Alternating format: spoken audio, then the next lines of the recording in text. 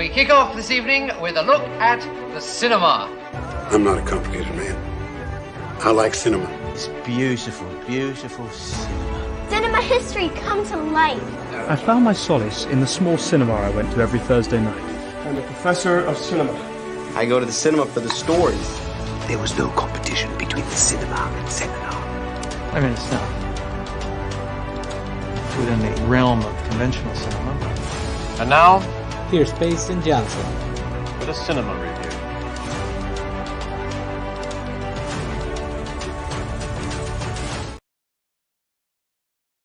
It is Monday, August 14th, 8 EST, and thank you for joining me for another episode of Cinemaster's Reviews. This week, exciting episode. We are in the dog days of August, and we are reviewing The Last Voyage of the Demeter and Gran Turismo, based on a true story. Yes, that is the actual title of that movie. But without further ado, we're going to be jumping into our first review, that being The Last Voyage of the Demeter, and joining us, easily the guest I've had on the most amount of times. I always love having him on, is the one, the only, Kirk, the consigliere Kowalkowski. Kirk, how are you doing tonight? I'm doing great, Pace, and thanks for having me back on. Excited to talk about this movie tonight. Absolutely, yeah. You were kind of the one that turned me on to like when this movie was coming out, and just the idea of like what the movie is. And I said we jump right into it. The Last Voyage of the Demeter, directed by Andre Ovredal. This is a movie. It is essentially about these cargo ship. This cargo ship that is transporting to London. Some crates that were from Romania. Not everyone essentially knows what is on the boat. And wouldn't you know it, maybe some things that are being stowed away on these crates might have some horror elements to it. Kirk, you were one of the people that turned me on to this movie. And one of the really cool things I think about this movie is how incredible I think just the idea and the pitch of it is. Kirk, why don't you tell people like exactly like kind of like how this movie connects into the lore of Dracula? Yeah, basically it's taken from the novel Dracula, which I'll admit I've never read, but from what I understand, the novel is just basically a series of letters. Like it's just the different characters communicating, corresponding with one another, and telling the story of the vampire of Dracula. There's a section in the book that is the captain's log from the Demeter, and this is the ship that basically when Dracula is coming from Romania to England, he takes he takes over. He transports on the ship. And if you've seen the original 1933 Dracula, I'm sorry, 31 Dracula, yeah. It's a very quick moment in that movie where he gets on the ship, and then the ship that scene, the ship arrives in England, and it's a ghost ship at that point basically. And the only person they find alive is Renfeld. It's my favorite image from that movie, just him down at the bottom of the steps with that maniacal laugh. But it's just a real quick thing in that movie. And I think I'm pretty sure there's it's in Bram Stoker's Dracula as well, and different versions of the film story. But this one is basically a film version of just that chapter of the book, which I think is pretty cool. No, yeah, absolutely. Something I do really, really love about this movie is how well it kind of sets up that sort of like captain's log. You're sort of like viewing a movie from like the remembrance of people writing things down. Like the opening scene of this movie is these shipgoers in England like finding this abandoned ship and finding no one on board except for a few crates. And when that first scene happened, I was like, okay, I'm hooked. I'm really excited to see how this goes. And I hate to say it, the best way to describe this movie for me is mildly frustrating. I want to be clear, I liked it. I think there are enough good elements where I think I enjoyed it to a point, but I think there are just so many things holding it back where I'm just like, oh, why didn't you just do this? One of the unfortunate things I think about it is this movie does have some really interesting performances, some really interesting characters, but I think honestly the least interesting character for me was the main character of Clemens. And I think I just think Corey Hawkins was just kind of miscast as this doctor who is just traveling on the ship of the Demeter. We never really understand why he's on there, except for the fact that he just kind of, I guess, wants to make sure this cargo gets back to London safely. And I just think centering this movie around this character was kind of puzzling, because I think there are other more interesting characters on this ship that I think could have made a more interesting movie. Kirk, what did you think about the main character as a whole? Yeah, I agree. That's a good point. I think the movie wants to be really kind of like dark and morally gray, and that's a big theme of it. Is like basically, what is life all about? What's the point to it? Is there any point? Should we just kind of let whatever happens happen? And you have some very morally great characters on this ship, like the main crew. The main character comes on as like extra crew last minute because they just need somebody. He replaces somebody else that has some kind of issue, so they bring him on. He's kind of an outsider, and you talking about. I didn't think about it too much, but you saying that it's like, yeah, he is almost like too much of a good guy. Like I think would have been more interesting if they made him a little more questionable. Why is he on the ship? What are his motivations? I think his motivations were too clear, and his motivations were maybe just too, I don't know if you want to say pure, but they weren't very interesting as far as what else was going on the ship. Yeah, I think you're surrounded by all these characters that are very much like, we're just doing this for a job, but at the same time, you feel like any of these characters will like throw someone overboard if it means that they could survive.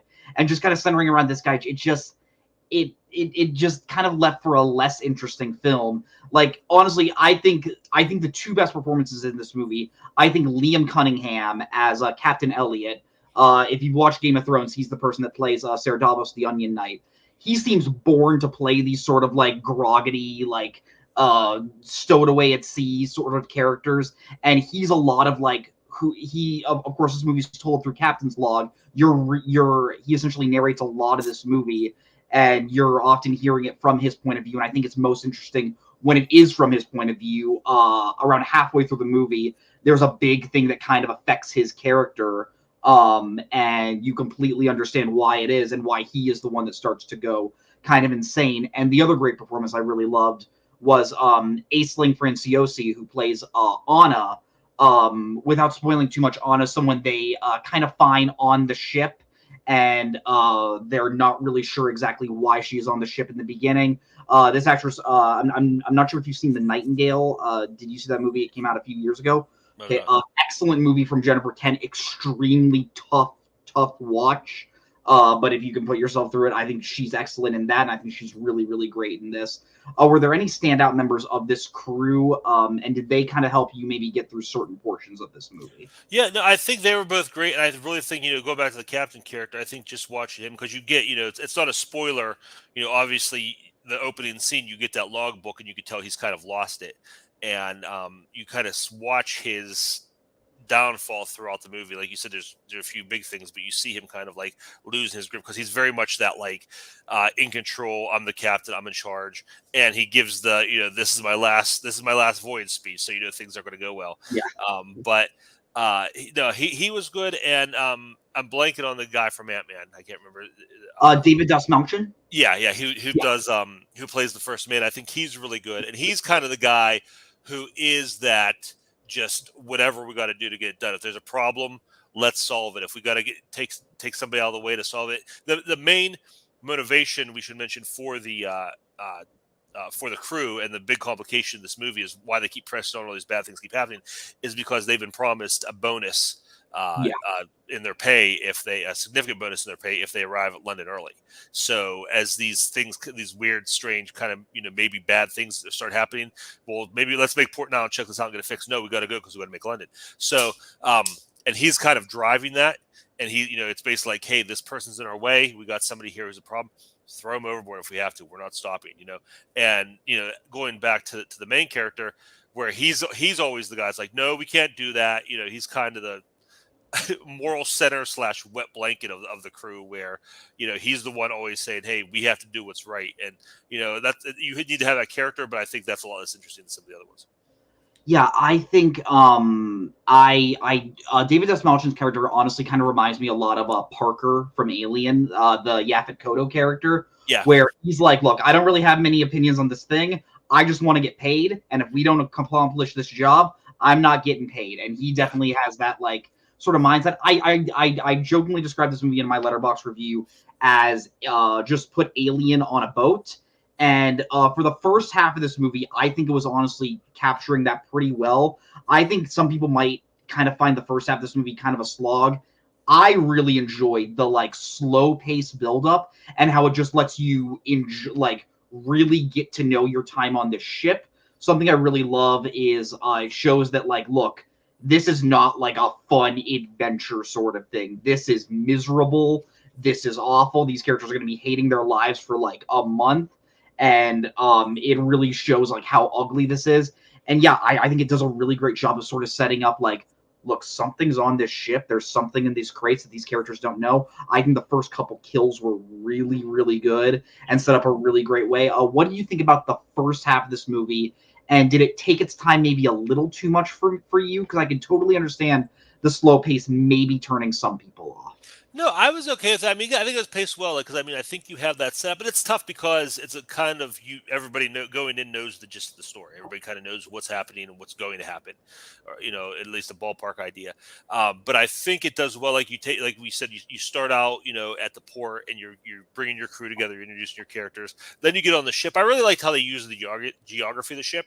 I think the sets are really done. You spend most of the time obviously on the boat, and I think just showing the little nooks and crannies, and they take you through and say this is what this is, that this is how that works, and this is how we communicate with each other. And a lot of stuff gets called back later, but I think that's really well done, and I think they do a really good job of setting up the action to come through the layout of the ship, introducing the characters, who they are, and how they're going to respond to things down the road. So no, I didn't mind. It took its time setting up, but I think, and it definitely set the mood. Like I think there's definitely a tone. There's like just that ominous feel of something's not right, something bad's going to happen here, and there are little hints here and there. I think that just kept things moving.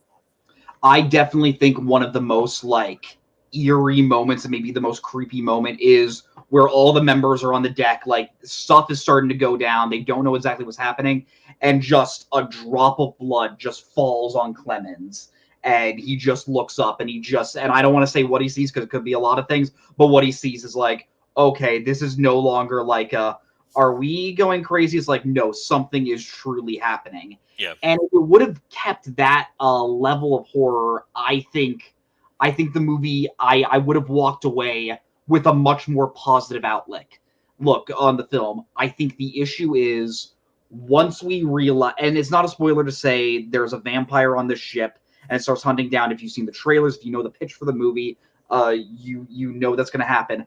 But once this is fully revealed and that becomes the main thread of the film, this becomes every other like monster is picking down certain people. And at this point, I just didn't care enough about the main character and everything going on to really be invested. And I wanted something new to happen. I just could not find that reason to truly care about it. Kirk, what did you think about like kind of like the second half in general? Yeah, I mean, once you get that review, I think it does a really good job. Going back to just the setup, I think it does a really good job of. There are a lot of scenes where, and it's shot really great, where there's the vampire. We know the vampire's there. They don't know the vampire's there yet. And you'll just see a character in the foreground and just out of focus in the background, the vampire will walk by. Yeah. Or there'll be a lightning flash. You'll just see him and sit in the corner, and they set that up. And once he becomes apparent and they know he's there, you do lose some of that scariness because now it's it's not in the shadows anymore. You're just seeing it. I do like how the vampire kind of changes. Like he starts out very weak because he needs to feed. That's the whole problem. Is he needs his food source has been taken away, so he needs to feed. And he starts out very small and very gangly and very weak, and his form and his look kind of changes. And there's a few moments I kind of wish it's not a stereotypical Dracula. It's much more of like a Nosferatu, more like animalistic kind of Dracula than is like a Bela Lugosi, which is fine.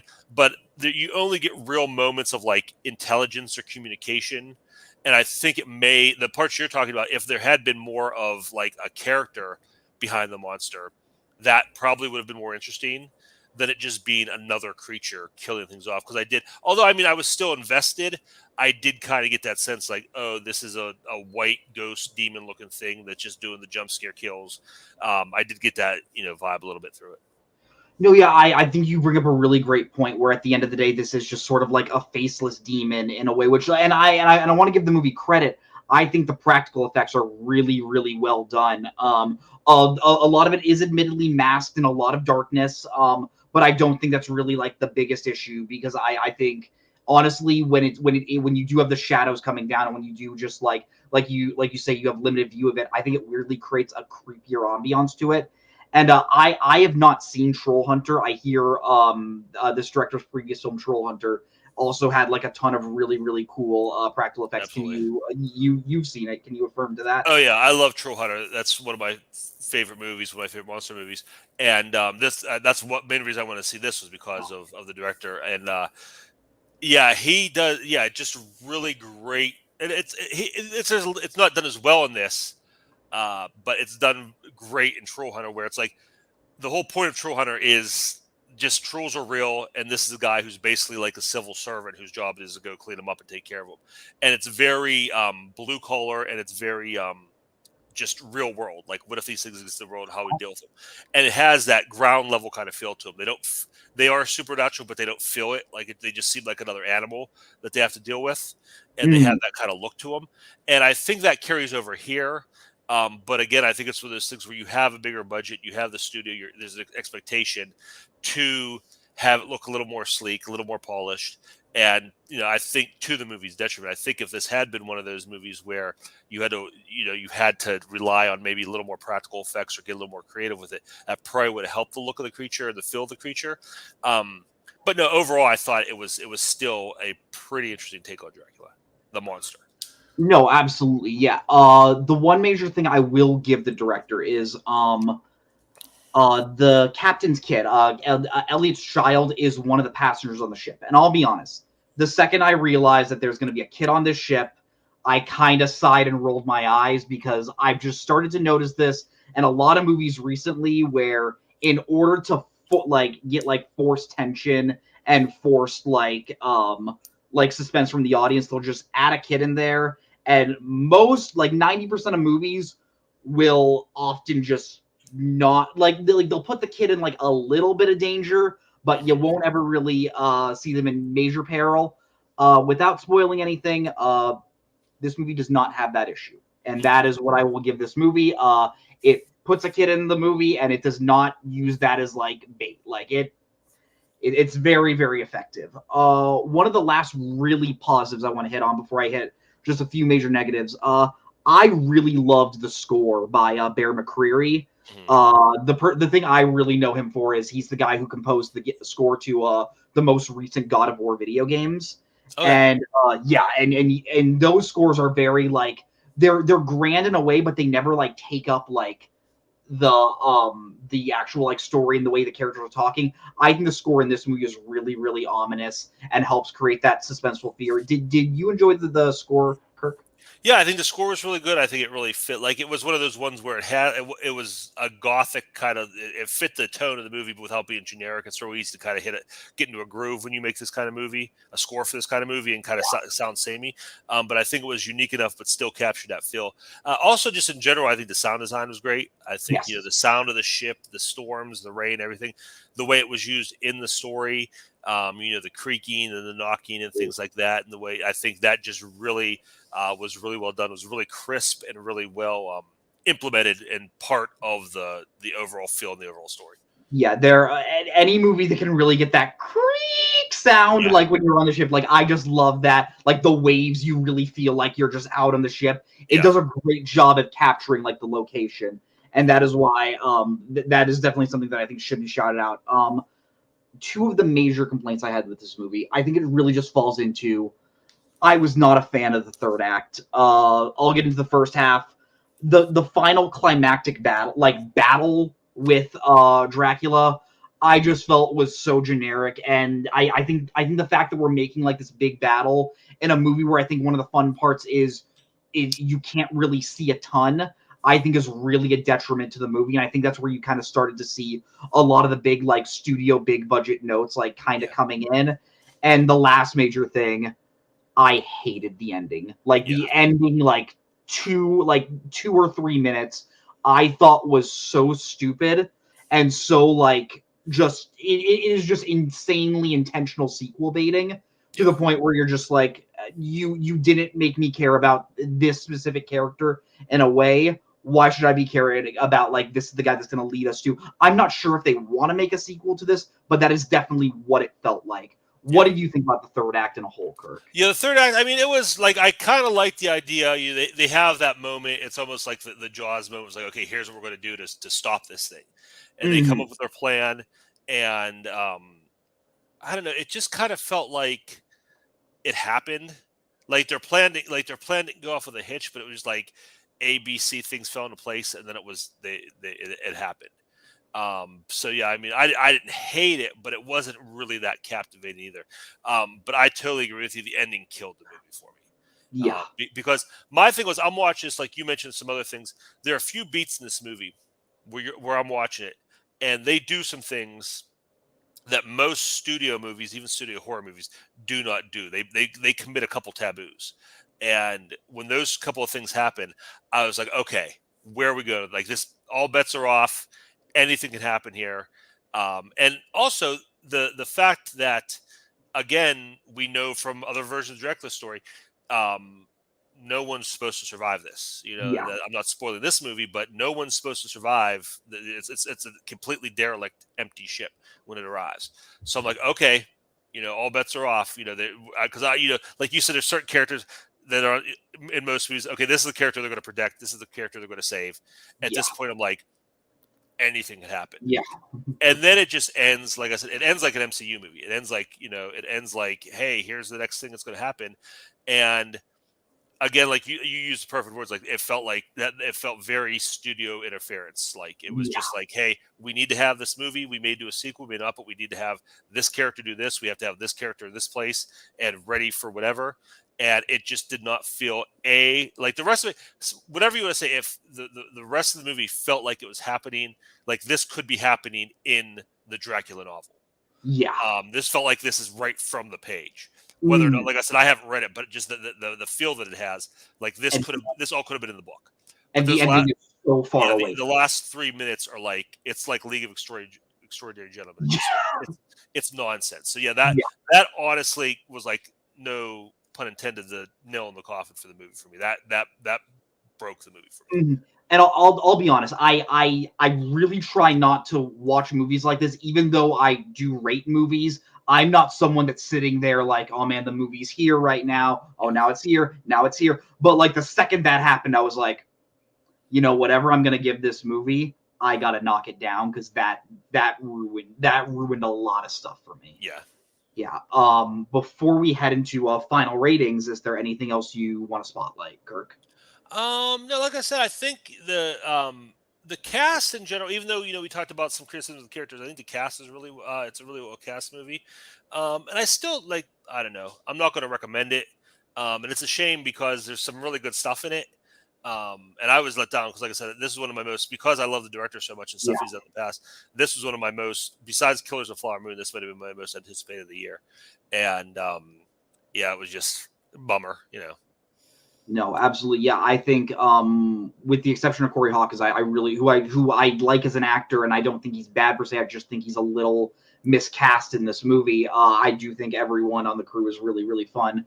But yeah, like I said, the reason why I say this movie is mildly frustrating, I can't call it bad, but I just see the small little things of greatness, and I'm like, why couldn't you have just expanded this and just gone all the way? Mm-hmm. It really is just kind of a shame. Well, here at Cinemaster's Reviews, we do rate movies on a scale of 0 to 10 videotapes. 0 is awful, just an atrocious piece of cinema, and 10 is incredible, a personal all-timer for you. Kirk, on a scale of 0 to 10, what would you give The Last Voyage of the Demeter? It's rough. Like I said, it's there's a lot of good stuff in there, but I can't go too high. I'm going to give it a 5.5. That's fair. Yeah, 5.5 mediocre rating. Just under for me a passing grade. I think I'm going to go a little bit higher. I think I'm going to go a full point higher. I'm going to go 6.5. There are enough points in it where I do feel like I can call this a decent movie. But like I said, I just think a lot of it is wasted potential, and I just wanted them to do. I just wanted Andre Overdahl to just do a little bit more, and Absolutely. I could feel the studio starting to get their hands in it Yep. a little bit. If I were to recommend this movie, if you were a diehard horror fan or a diehard Dracula fan, you'll probably get something out of this, and I could recommend seeing it in theaters. Other than that, I think it's one you could probably wait to see. I would say if you like modern horror more than you like classic horror or like Dracula, you'll probably enjoy it more. I would definitely agree with that. Well, we are going to move into questions and comments. Just a fun question that I just kind of wanted to ask you. Kirk, you're kind of known you were known earlier in the community as like the Universal monster guy. What is your personal favorite Universal monster in general? A movie or character? Let's go. Let's go character. Let's go character. I think my favorite character is the Invisible Man. That's fair. That's fair. Just because he's the only one who's actually like a human. He's not like a monster. He's just like scientifically altered person. But he is the most irredeemable of all the monsters. Like everybody else has some pathos. Everybody else has like maybe something about them that, is out of their control or, that's just victim of their circumstances. But he is just a complete sociopath. I mean, he has by far out of all the monsters, the highest body count. In his movie. So and Claude Rains is just so much fun and so great in that role. So yeah, it's definitely my favorite character. Yeah, the Invisible Man is a great one in terms of characters. It's probably my 2. I think my personal favorite character, I would probably go with the Wolfman. I just think that's just kind of like a tragic character in a way of like just someone that's been and cannot do anything about his affliction when he gets it, and just how that original movie ends with where it sets up like, oh man, if you're shot by silver by someone who loves you, you'll revert back to a human. And when his dad does that and he doesn't revert back, it's like, oh yeah. But if we're talking about the best story, I feel like it's Frankenstein. Like it kind of feels like a no-brainer, but I just think the Frankenstein story is just kind of incredible when you really look at it. Yeah. Yeah, it's such a great movie. They're all so much fun though. No, absolutely. Yeah, I've seen a few, and I really really enjoy the ones that I have seen. But yeah, thank you so much, Kirk, for joining me once again. Before you head out, anything you want to plug? Yeah, actually, I have started next week a new podcast coming out. Ooh. It's called Silver Screen Time Machine. Me and my co-host Wendy, we are going to just do some in-depth conversation reviews about some classic movies. We'll talk about some like hidden gems and appreciated movies. We'll talk about some all-time greats. But next Monday we're going to debut it. It's going to be our launch day. I think we're going to have 3 episodes ready to launch on Monday, and then it'll be every Monday from there. We'll have a new episode. We actually are just completing our socials, getting those ready to launch. So probably tonight or tomorrow.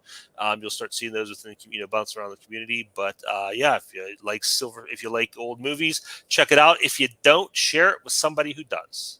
I will absolutely be sharing that on my Facebook because I genuinely mean it. You are one of my favorite people to hear talk about movies, whether or not I agree or disagree with you. So thank you, Mason. Yeah, thank you so much for coming on tonight, Kirk. We'll definitely get you on in the future. Have a great night. You too. Thanks a lot. Absolutely. Silver Screen Time Machine. I'm definitely going to be watching that. I think that sounds like a really, really fun show. But we're going to be moving right into our second review for the night, and that is Gran Turismo. I could have put Gran Turismo based on a true story. I just put Gran Turismo on the banner. This is the newest film from Neil Blomkamp, who at one point kind of seemed like Hollywood's next big guy with films like District 9, and then he just made Elysium and Chappie and kind of fell down the heat check in Hollywood directors as per se. He was going to direct an Alien movie, had that taken away. It kind of seems like he needs to go up that ladder again. And I guess that's kind of why they had him on an adaptation of Gran Turismo. Gran Turismo is obviously a PlayStation video game series. But this isn't really a normal video game adaptation. This is one where there's a reason why they're calling it based on a true story, is because this is the story of the title character. I'm going to get the title character's full name on right here, but essentially Nissan in this film, the car company Nissan, essentially holds a tournament where they try to see can we get an academy of top racers on Gran Turismo, and can we get them to compete in an actual full-on race in different parts of the country, in full-on in actual real cars, and can they translate that video game skill to real racing skills? The true story of Jan Martinborough, a real person. They have clips of him after the credits. I was as shocked to you to learn that this is actually based on a real film, based on a true story. And one of the other things I'm really shocked at is this movie's weirdly good. Like, surprisingly good. Like, when I first heard the premise of this movie, I was like, man, this is probably gonna suck. But no, I think Neil Blomkamp, this is the type of thing that when you are on a losing streak as a director, this is the type of like solid base hit you really want, because Neil Blomkamp adds a lot of pathos and a lot of emotion to make you care about these characters and how much racing means to them. We open up on young Jan. He's just someone, he loves playing Gran Turismo, and he's also someone who really just wants to be a racer. His parents don't really believe in him too much. Like, they're not like super dismissive, but they don't want to completely commit to him because they realize how hard it can be to be a racer. Jaimon Hansu plays his dad. Jaimon Hansu is really great. And I will say, even though this movie is based off a true story, it does take a little while for you to accept the premise of Nissan is trying to get back into the car racing business to such a level where they are literally going to call PlayStation, call Sony to see if they can find top racers from Gran Turismo. Now, it's real. I gotta accept that. But the movie just sort of, it kind of expects you to be like, hey, this actually happened, where I just think this premise is just a little too far-fetched, where I personally would have liked a little bit more like, hey, this is kind of crazy, and we're kind of taking a big swing here. And there is one character that does initially kind of say, like, this is not going to work. Maybe not to the level that you would want, but you don't really care because he is so good in this movie. And I think a lot of the reason why this movie is so much fun and is so watchable is because David Harbour, who plays Jack Salter, a former G1 racer, and the person that's going to be training the people from the G1 Academy, is so good. When we first meet David Harbour, he's working for a different car racing company, and they're kind of treating him like an old fossil. He gets a call from the head of a Nissan, played by Orlando Bloom, who's kind of like the like crazy businessman who's like kind of trying to like spearhead this idea, and he kind of knows it's crazy, but he's like, no, come on, this is gonna work if we just find the best racers across the nation. And the first scene where we have in the academy, where David Harbour says, like, look, I'll be honest, I don't think any of you guys are going to make it, is so much fun. And seeing how Jack and Jan is played by a new coming actor by the name of Archie Matawecki. I think he's also very good. I think there's a lot of parts in the movie where he's a little bit soft-spoken, and I think when the character is a little bit more emotional, I don't think he quite hits those levels, but he does do the solid job that you would want in like a big fun blockbuster like this. But yeah, the relationship between Jack and Jan, I think is really good.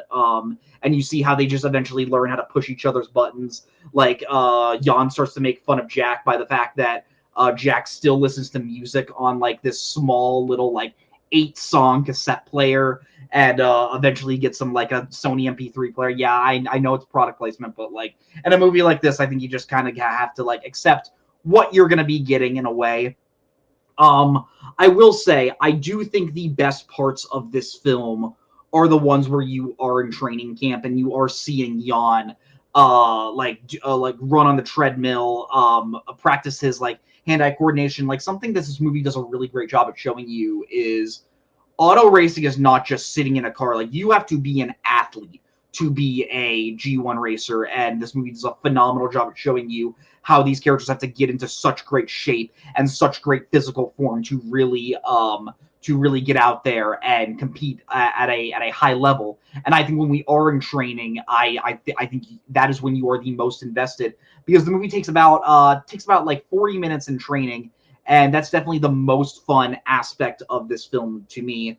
Now, one of the issues of this movie is it is around 2 hours and 15 minutes. I definitely think it is way, way too long. And I think that's because when we are out of training, we learn that Jan has to, there are 4 major races that Jan will be competing in. And I just think the idea of making it 4 definitely slows the pacing down, because you kind of know, like, I think the movie just kind of takes its time through the first 3, even though I don't want to spoil what happens, but I think you know the result of the first 3 and what's going to happen in the last one. Some other things sort of happen in this where some tragic events happen to Jan. He starts to question whether or not he has the heart to be a racer. He gets this big speech from Jack. It sort of goes through the sports movie motions to essentially get to the final major race. And I definitely think you probably could have cut out a lot of this film. I think there is an excellent hour 45-minute movie here that I think is just kind of stretched out to a 2 hour 15-minute mark. And I'm just kind of questioning, why are we doing this? What I will say, one of the more fun aspects of this movie is a lot of the time when we're seeing the races through Jan, whether he's street racing in the opening scenes or whether he's doing his full-on races, is he'll often see like checkpoint markers, or he'll see like other racers like highlighted in his mind, and it's trying to show like he's viewing this race as if he's literally racing it on Gran Turismo. I think that could get so gimmicky, and the movie it obviously makes me think of is the adaptation of Doom that came out in the 2000s, where it goes first person, and you're seeing, like, from The Rock and Carl Urban's perspective, they're just shooting aliens. I think it could have gotten super gimmicky, but for some reason in this movie it works, and I think it's because Neil Blomkamp's direction, regardless of what you have to say about even his weaker movies like Elysium or Chappie, I think you can't deny that Neil Blomkamp has a great eye for visuals. Like, go back and watch District 9. That movie was made for around $50 million. It looks better than like 80% of blockbusters that come out today. And I think the visuals of this movie work really, really well. And I just love the quick cuts when we're in the car. I think the first person segments are really, really fun, and seeing these like highlighted points in the race. Like, we'll often see, like, from Jan's perspective, he knows he's in 4th, and just he sees the car coming up, and it'll have 3rd displayed in front of it. So it does a really great job at showing you where they are in the race. I think that's really, really fun. This movie does end at Le Mans, and well, I think the movie, I think while you're watching the movie, you kind of know what the result of the race is going to be. I didn't care, because like a good sports movie, it just made me care about the characters. It's made me care about the result of what we're going to be getting. And it's a long final race. It's about like 30-40 minutes in general. I think maybe you could have, honestly, I wouldn't have cut out, like, I know I was complaining about the runtime, I would have cut out some things maybe in the middle. I think that final act is so much fun. There's a really fun payoff that we have with Jack and Jan's music taste, like, kind of clashing throughout the movie, and just what Jack does to essentially make Jan get his head back in the game, get back in the zone, and essentially finish the race, I think is super, super fun.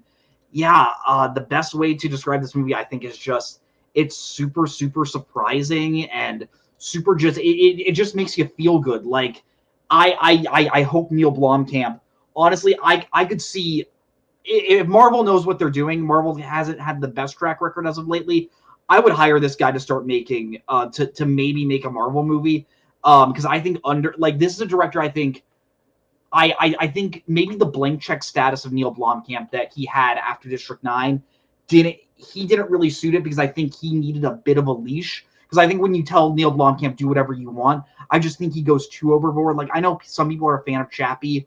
That movie just doesn't do it to me. I just think it's too weird. And I think when you kind of put him a little bit on restraints here, I think this is a really, really great, just feel-good studio blockbuster. If I were to go into final ratings, I were to rate this movie on a scale of 0 to 10, I'm going to give it a strong, strong 7.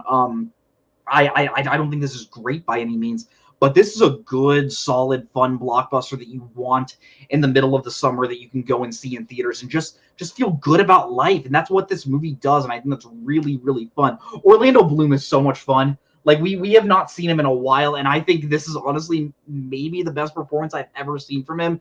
He is having so much fun in this role, and yeah, if you have the chance to go see it in theaters, I think there are other movies that maybe should be a priority. But if you just want to, if you just want a fun movie on like an afternoon, like a weekend afternoon, I think this is a great way to spend that. But yeah, so yeah, Gran Turismo gets a thumbs up. I was not necessarily expecting that, but hey, good surprises are always welcome here on the Cinemasters Review. I hope every movie is good, and when they surprise me, it's even better.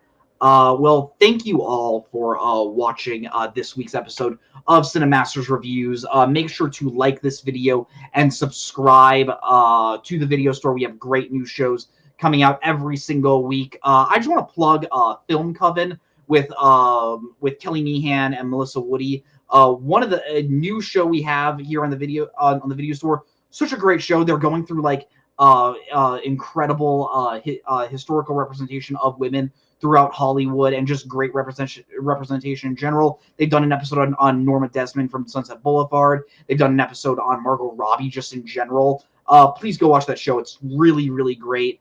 And yeah, like Kirk said, go watch Silver Screen Time Machine. I'll definitely plug it a little bit more on my Facebook. I'm not sure if I can plug it on the Video Store Facebook page, but if I can, I would love to do that. But yeah, just hearing Kirk and his co-host Wendy talk about just classic movies, I just think that sounds really, really fun. You can always come here for modern movies from me. You can always go to Kirk for classic movies. I quite enjoy classic movies as well. I just love movies. I've been rambling on a lot. Next week we are going to be reviewing Blue Beetle and one other movie. I do need to look at the schedule coming up, but we are definitely going to be reviewing Blue Beetle. But yeah, thank you all for watching. This has been I'm Payson Johnson. I'm the Cinemaster. This has been Cinemaster Reviews. Have a great night. And the award for most vapid film review of the century goes to... Okay, movie review. Okay, I thought it was beauty. And he's now in cinema hell, where one day we'll all be reunited. This is me at the Regal Cinema crying as I did through much of the film.